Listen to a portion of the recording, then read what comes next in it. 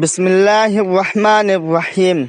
نبی پاک صلی اللہ علیہ وسلم نے ارشاد فرمایا، جو مسلمان کسی مسلمان بھائی کو لباس پہناتا ہے تو جب تک اس کے جسم پر ایک ٹکڑا بھی رہتا ہے، پہنانے والا اللہ پاک کے حفظ و امان میں رہتا ہے۔ اے اللہ، ہمیں نیک لوگوں میں شامل فرما، ہمیں برا دیکھنے، برا سوچنے، برا سننے، برا بولنے اور برا کرنے سے بچا، اور ہمیں اچھائی کے راستے پر چلنے کی توفیق عطا فرما۔ مانگ لو گڑ گڑا کر خدا سے، ابھی مغفرت سستی ہے۔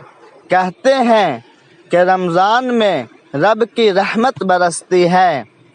فرمان مصطفیٰ صلی اللہ علیہ وسلم، رمضان میں ذکر اللہ کرنے والے کو بخش دیا جاتا ہے، اور اس مہینے میں اللہ پاک سے مانگنے والا محروم نہیں رہتا۔ روزے سے صحت ملتی ہے۔ جو بھی بندہ اللہ عز و جل کی رضا کے لیے ایک دن کا روزہ رکھتا ہے تو اللہ عز و جل اس کے جسم کو صحت بھی عطا فرماتا ہے اور اس کو عظیم اجر بھی دیتا ہے۔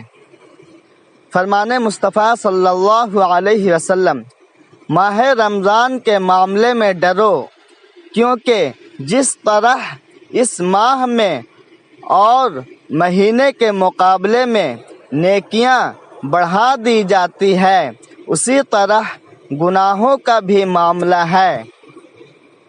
رسول اللہ صلی اللہ علیہ وسلم نے فرمایا، جب کوئی بھول گیا اور کچھ کھا پی لیا تو اسے چاہیے کہ اپنا روزہ پورا کرے، کیونکہ اس کو اللہ نے کھلایا اور پلایا۔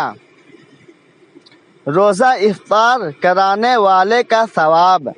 رسول اللہ صلی اللہ علیہ وسلم نے ارشاد فرمایا، جو کوئی کسی روزہ دار کو افطار کرائے تو اس کو روزہ دار کے برابر ثواب ملے گا، اور روزہ دار کے ثواب میں سے کوئی کمی نہیں ہوگی۔ رسول اللہ صلی اللہ علیہ وسلم نے ارشاد فرمایا، جب تک روزہ دار کے پاس کھایا جاتا رہے اس کی ہڈیاں تسبیح پڑھتی ہیں اور اس کے لیے فرشتے استغفار کرتے ہیں۔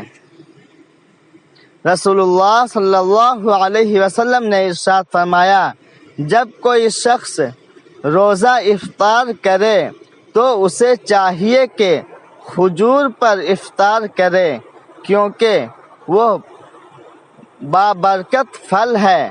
اگر کھجور نہ ملے تو پانی سے افطار کرے، کیونکہ وہ پاکیزہ چیز ہے۔